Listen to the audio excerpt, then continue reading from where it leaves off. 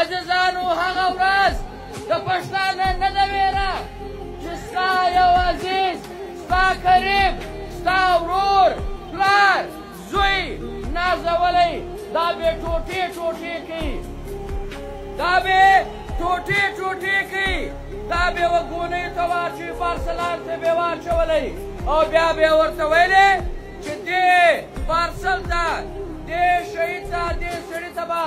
یو څوک هم نه ورنږدې کوي دا به 3 ورځې د یو عبرت د نشان دپاره دلته پروت دي نو تاسو سوچ وکئ عزیزانو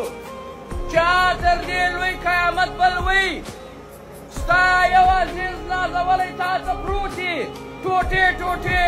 هر اندام یې پرې وي سر یې جلا وي پښې یې جلا وي لاسونه یې جلا وي دی په وینو کې پروت دي او ته دومره بېوسې